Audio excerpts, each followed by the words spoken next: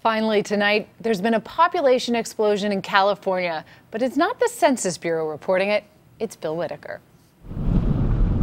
It's natural to see California gulls by San Francisco Bay, but not in the numbers seen today. That's just an absolutely amazing increase from 20 to over 53,000. And that's still growing. It is still growing, absolutely. Catherine Burns of the San Francisco Bay Bird Observatory cites all the available food in the Bay Area. So, like people moving to California, the gulls are now moving to California? The word is out. They've discovered the Bay Area, yes. And pilots are discovering the gulls. We 1118 just hit a bird and declaring an emergency, returning to San Jose. At San Jose Airport, there were 95 plane-bird collisions last year, often with gulls. At San Francisco's AT&T Park, huge flocks scavenge for food, disgusting fans with their droppings.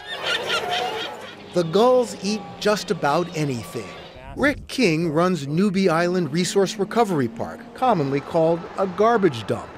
He sees gulls as a sanitation threat. The seagulls are incredibly smart and well organized, believe it or not. Using flares, they frighten the gulls away. On the ground, they unleash the dogs. In the air, they employ falcons to keep the gulls from congregating. It cost this one dump $300,000 a year to control the gulls. And they're pretty determined, but so are we. So far, it's a stalemate, with scientists unable to say whether it's climate change or a shortage of predators or just plentiful food helping the gull population explode. Bill Whitaker, CBS News, San Jose.